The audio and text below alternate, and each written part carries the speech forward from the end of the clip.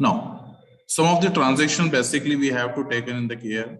जब भी हम कुछ गुड्स परचेज करते हैं, मान लो कि हमारे पास 1 लाख रुपए के गुड्स परचेज करें हमने, अब उसमें से कुछ गुड्स जो हैं जल गए, फायर से जल गए, तो बेसिकली गुड्स परचेज में से ही कम होंगे हमारे। जब हम परचेज करते हैं तो उसकी एंट्री क्या करते हैं, purchase account debit to cash, या जो भी क्रेडिटर होगा उसका नाम आ जाता है। बट यहाँ पे right now we have to pass, यहाँ पे हमारे पास गुड्स लॉस बाय फायर हुआ है, तो हम क्या करते हैं, यहाँ पे लिखेंगे goods loss by fire account debit. कितने गुड्स जले हैं, 20,000 रुपए के, टू परचेज, क्योंकि परचेज कम हो गया हमारा 20,000 रुपए से, तो हमने उसको क्रेडिट कर देंगे, पहली एंट्री। दूसरी entry, goods given as a charity. अब गिवन एज ए चैरिटी तो यहाँ पे आ जाएगा account debit, charity account debit. कितने के गुड्स हैं, 10,000 के गुड्स हैं, और वो गुड्स भी हमने परचेज में से ही निकाले होंगे, तो परचेज हमारा फिर कम हो जाएगा, क्योंकि परचेज जब करते हो तो डेबिट होता है, जब परचेज कम होगा तो वो क्रेडिट हो जाएगा। थर्ड एंट्री जो होगी हमारी, वो goods given as a free sample. मान लो ये भी 5,000 के हमने goods as a free sample दे दी, ये भी हमारा परचेज में से ही कम होगा। सैंपल अकाउंट डेबिट, या goods given as a sample account debit, goods given as a sample account debit to purchase. यहाँ पे परचेज आ जाएगा, परचेज कितने से, 5,000 से डेबिट हो जाएगा, और यह परचेज आपका क्रेडिट हो जाएगा। तो बेसिकली जब भी हम परचेज पे हमारा खर्चा होता है, गुड्स अगर हमारे नुकसान होते हैं, या लॉस होता है, या गिवन एज ए चैरिटी होता है, या एडवर्टाइजमेंट के लिए दिए होते हैं, तो वो हमारे परचेज को ही कम करता है, तो हमको उसको परचेज को डिक्लाइन करना होता है, परचेज को इसलिए हम क्रेडिट करते हैं। क्लियर है बेटा, कोई डाउट तो नहीं है? First, goods given as charity. अगर गुड्स हमने चैरिटी के तौर पे दिए, मान लो 10,000 के गुड्स दिए हैं, तो यहां पे एंट्री होगी चैरिटी अकाउंट, यहां पे लिख लेना गुड्स टू परचेज, परचेज में से कम हो रहा है तो हम यहाँ पे परचेज डाल देंगे, तो यहाँ पे 10,000 रुपए परचेज में और दोनों में आ जाएगा। नरेशन में डाल देना being goods given as charity. ये तो फर्स्ट ट्रांजेक्शन हुई। Second transaction,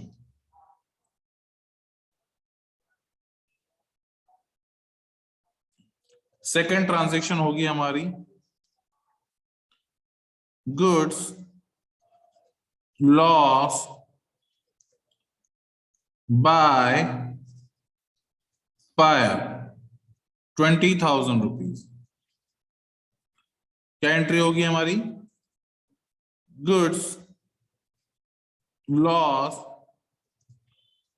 bye fire account debit 20,000 to purchase 20,000। Third, goods given as free sample 5,000। तो यहां पे भी एंट्री क्या होगी, सैंपल अकाउंट डेबिट, बाहर ब्रैकेट में गुड्स लिख देना, टू परचेज 5,000।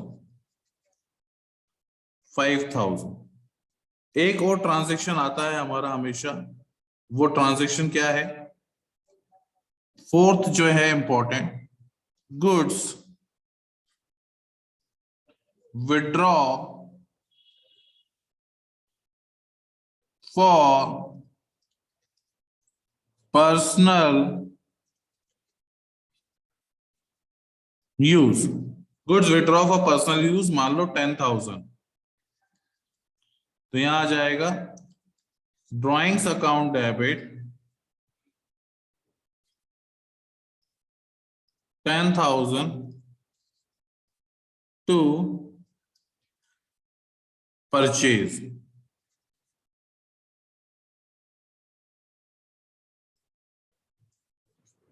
ये हमारी अगली एंट्री है। तो इस टाइप से हमको एंट्रीज करनी होती है जब हमारे पास कुछ टिपिकल ट्रांस, मान लो we can take an example here. First, purchase goods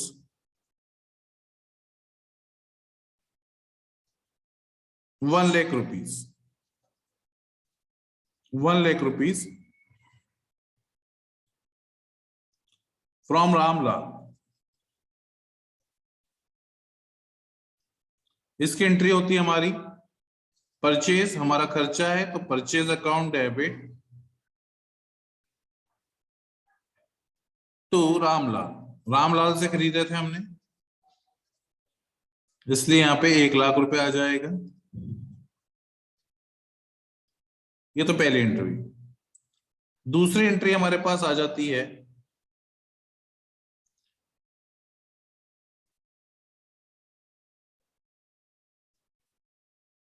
goods return to Ramlal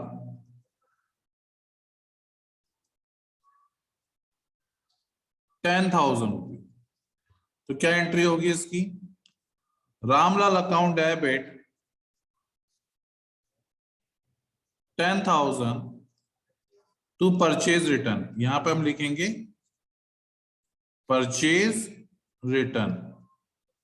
third transaction, third transaction हमको करनी है, मान लो ये तो हमारी परचेज से रिलेटेड।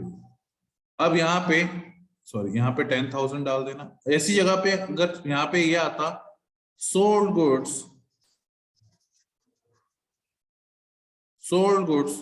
टू मोहन